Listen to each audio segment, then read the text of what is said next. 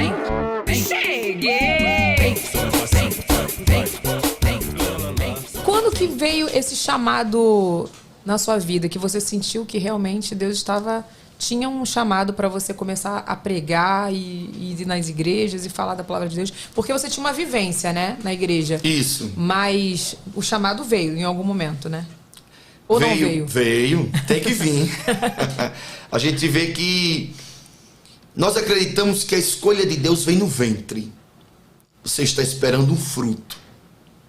E eu quero profetizar que esse fruto vai ser uma bênção de Deus. Amém. Na terra. Quem sabe será a continuação do ministério do seu pai. Amém. Uma missionária, uma pregadora. Eu profetizo todas as bênçãos sobre a vida desta criança. Amém. De sorte que nenhuma maldição vai alcançar. Amém. Glória a Deus. Quero me alegrar. Já penso que eu estou no púlpito aqui. Já pega a sanfona. Eu já quero me alegrar. Mas a escolha de Deus vem no ventre. Porque a Bíblia diz que ainda informe o Senhor já nos conhece. Então, eu creio que Deus já me escolheu no ventre da minha mãe. Mas até Ele revelar o propósito que Ele tem em nossas vidas, leva um certo tempo. Alguns Ele começa a falar crianças, outros jovens, outros já adultos e outros já até mesmo na terceira idade. A promessa Ele faz e até se cumprir a promessa também existe um tempo. Mas eu não recebia profecias nem promessas, porque mesmo Deus fazendo um milagre e a minha mãe tendo muita fé, ela não se converteu. Não? Não se converteu. Demorou ainda? Passou um tempo para poder se converter. Mas através da minha avó e da minha tia, eu caminhava para a igreja com as minhas irmãs. Escola dominical, domingo de manhã, círculo de oração, nos cultos à noite. Então, levava esse ensinamento. Mas ia para a igreja, voltava, corria, mexia com um, brigava com outro. Eu era terrível. Criança, olha, eu dei trabalho, mas desde criança, nas nossas igrejas, por eu fazer parte de uma igreja pentecostal, as irmãs já oram para Deus abençoar as crianças, para Deus encher, para Deus fortalecer. Nós acreditamos nos dons espirituais. Nós acreditamos nos dons que o Senhor pode usar através da cura, da profecia, enfim, tantos outros. E as irmãs colocavam as mãos para o Espírito Santo vir sobre a vida daquelas crianças. Mas da minha turma eu era o mais levado. É porque Deus curou mesmo, né? Entendeu? Aí ficou mais então levado. Ficou, parece que marcado. Olha, eu era impossível demais.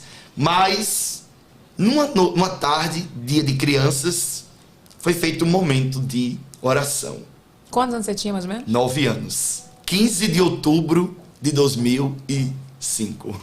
Não esquece. Porque foi o dia, creio que o Senhor marcou.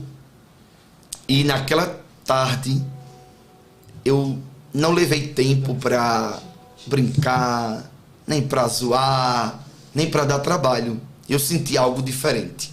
Cheguei, me sentei, cantei os hinos, junto com as outras crianças, e no final, numa salinha pequena, até de uma irmã, ela disse, vamos orar para Jesus batizar com o Espírito Santo. Porque até então, por meus pais não caminharem muito para a igreja, eu era criança, mas era assim, de janeiro a maio eu ia para a igreja. Quando chegava maio, começava os ensaios das quadrilhas. E por isso veio esse despertamento pela sanfona, porque eu sempre fui fã de sanfona. E no mês de junho, Nordeste é São João. E eu gostava demais. Aquelas quadrilhas e comida típica, que é uma festa nordestina. Então era uma festa que não tinha tanta maldade, nem outras intenções, não é? E eu dizia, titia, eu vou à igreja até maio, porque maio começa os ensaios para a quadrilha. Aí eu era rei do milho, aí fui cigano, quadrilha de colégio, aí passava de maio a julho nas quadrilhas. Em julho, eu dizia, sou crente de novo. Isso criança, entendeu? Coisa de criança. Mas a partir daquela data, que foi o meu encontro, eu creio, que foi quando o Espírito Santo veio sobre mim, não teve mais quadrilha. Não teve mais. Porque daquele dia ela orou para o Senhor batizar com o Espírito Santo. E ela, quando colocou a mão na minha cabeça, aí veio a unção do alto. E eu já comecei a me alegrar, a falar em línguas. E quando terminou, a irmã disse: olhe, Selma, que é minha tia, Jesus batizou seu sobrinho. Ela disse: batizou não. Ele está inventando, ele está imitando a língua dos outros. Eu era tão travesso que ela não acreditava que o Jesus tinha me batizado naquela tarde. Batizou qualquer um, menos Toninho. Porque isso ele está imitando. E até chegar o momento da verdade da minha casa e dos adultos dar credibilidade a mim, levou um tempo. Isso que eu ia te perguntar, quando que eles vieram acreditar? Porque o Senhor começou a falar comigo. Glória a Deus. Aleluia. Ele começou a falar comigo, porque quando ele me batizou, que veio aquele poder sobre mim, a irmã, que era Socorro, ela colocou a mão e disse: hoje eu te entrego o dom da profecia. E eu não sabia nem o que era, né? Porque estava criança, aprendendo, só ouvia na igreja. E fez outras promessas. Aí Deus começou a falar comigo. Levava para a igreja, aí me levantava e liberava aquela palavra profética. Aí eu dizia em casa: o Senhor me disse isso, mas ninguém acreditava. E você, como você ficava quando ninguém acreditava? Ficava triste, mas continuava dizendo. Até que Deus começou a cumprir aquilo que falava. E um dos fatos que me marcou muito foi um dia que eu estava... Porque eu era uma criança. Entende?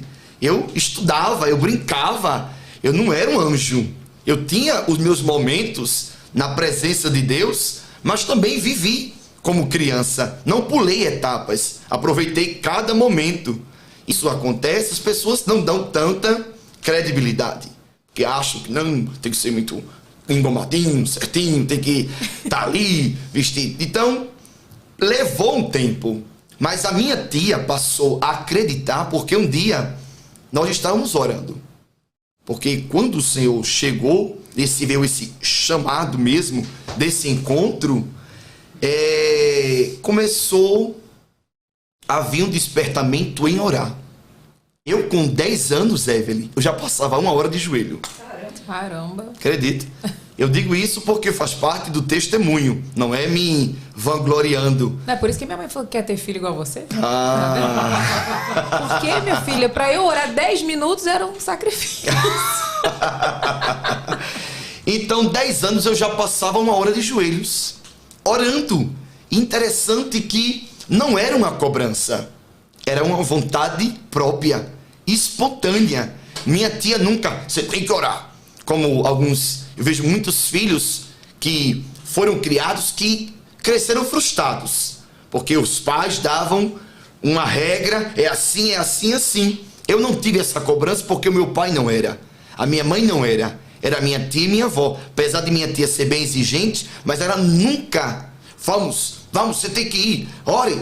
Não, com uns 10 anos eu já orava e apresentava meus familiares um a um, ia para a igreja, ouvia as irmãs orando, aprendia a oração e o que elas oravam na igreja, eu orava em casa. Então, até que ficou difícil porque as pessoas já não acreditavam, mas um dia orando o Senhor disse: diz para a tua tia que eu estou dando um grande livramento ao esposo dela. O esposo dela era motorista, né, de caminhão. E eu disse: titia, Jesus está me dizendo agora que vai dar um grande livramento ao seu esposo. Ela: amém. Não acreditou. Ela não acreditou. Disse: mas como é que pode um negócio desse? Eu vi, porque a gente sabe quando alguém acredita e quando alguém duvida. Ela: amém. Eu disse: amém. Aí cerrou ali, mas com 3, eu creio, ou a 7 dias, apareceu uma enfermidade nele. Ele era diabético, uma bolha, e ele precisou ir ao hospital.